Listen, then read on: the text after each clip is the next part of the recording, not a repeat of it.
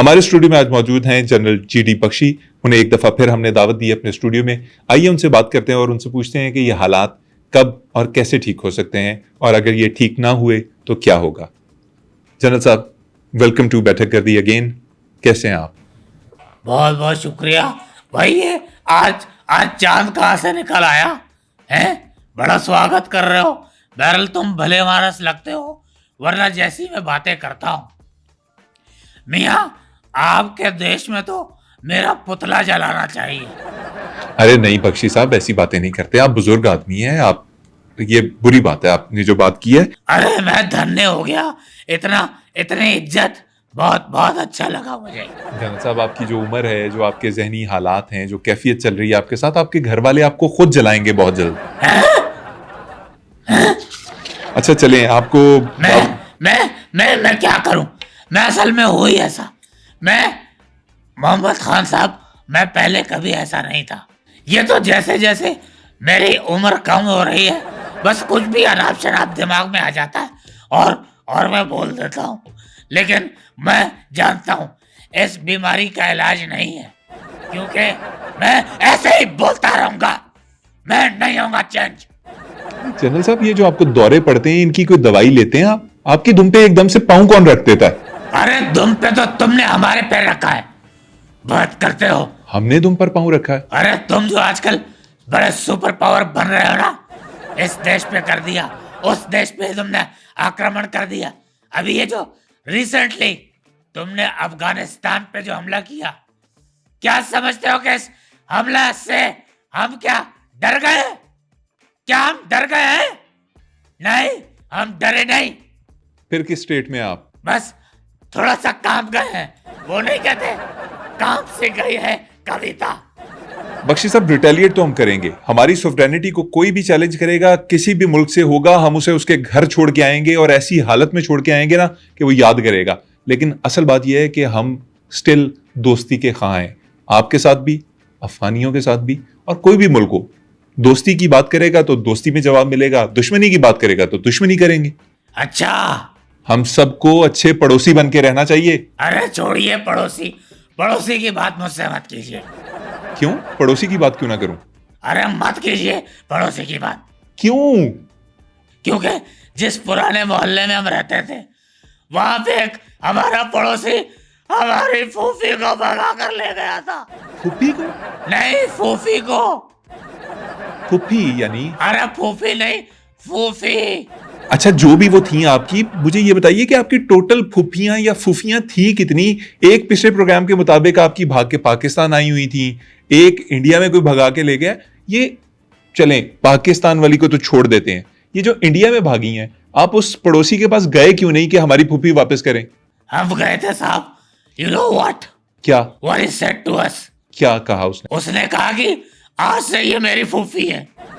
ये कह के उसने रख लिया और दरवाजा फटाक से बंद किया, अंदर चला गया, चाय भी नहीं पूछी। बख्शी साहब, मुझे आपका प्रॉब्लम समझ आ गया है।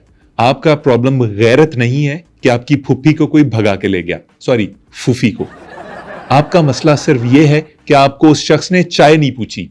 अरे मियाँ देखो, हमारी तीन जो चीजें हैं ना, वो हम बिल्कुल नहीं मानते, हमें बिल्कुल नहीं पसंद।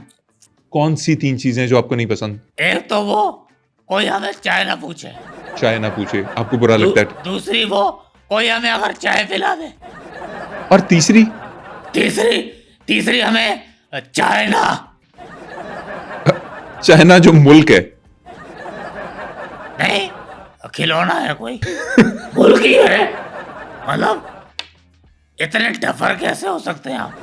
बख्शी साहब, अच्छा मैं नोट कर रहा हूं, आपको चाय पूछने वाला भी पसंद नहीं है, आपको चाय ना पूछने वाला भी पसंद नहीं है, और आपको चाइना भी पसंद नहीं है। मतलब जिस चीज में भी चाय आ जाता है आपको वो अच्छा नहीं लगता। चौथा कॉज भी लिखो। चौथा क्या है? मैं खुद को भी नहीं पसंद। कभी कभी रात 3 बजे मैं खुद को गालियां देता हूँ कि कौन हूं मैं क्यों पैदा हुआ। 3 बजे क्यों? स्पेसिफिकली 3 बजे क्यों गालियां देते? क्योंकि मोहल्ले में बाकी डॉगीज भी 3 बजे बोलना शुरू करते हैं। बख्शी साहब, आप भी ना किसके साथ अपने आप को मिला रहे हैं? ऐसे ना किया करें। आप इंसान हैं, आप इंसानों की तरह बिहेव किया करें। ईमान से बताओ, क्या हमारी हरकतें इंसानों वाली हैं? आपकी हरकतें बिल्कुल इंसानों वाली नहीं है, लेकिन अगर आप अपने अंदर बेहतरी लाना चाहें और तब्दीलियां लाएं तो आप अच्छे इंसान बन सकते हैं। अरे कितनी प्यारी बातें कर रहे हो। अरे साहब, तुमने तो मेरी आंखें खोल दी। कद्दू मेरा। बात करते हैं। बख्शी साहब देखें, आप फिर पटरी से उतर रहे हैं। अरे पटरी पर चढ़ने वाली बात मत कीजिए साहब, मेरा रोज का काम है। रोज मैं रोज रोज पटरी पे चढ़ता हूँ। क्यों?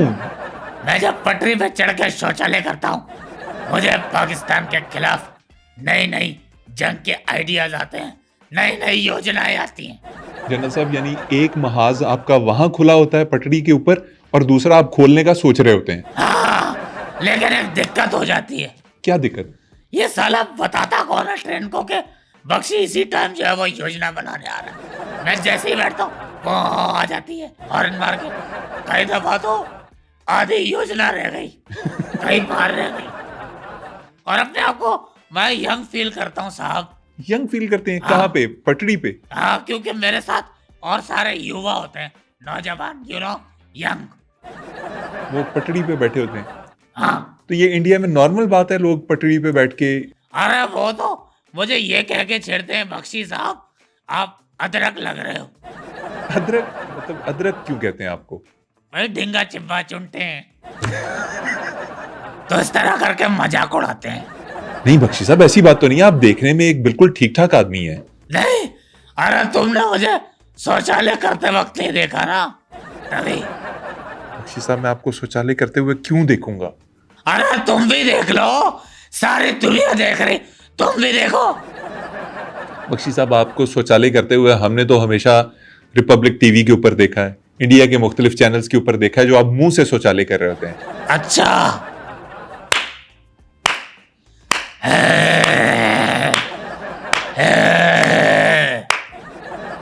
बख्शी साहब, मैंने कोई अच्छी बात की है जो आपको अच्छी लगी है और आप तालियां बजा रहे हैं, या आपको मेरी बात कोई बुरी लगी है?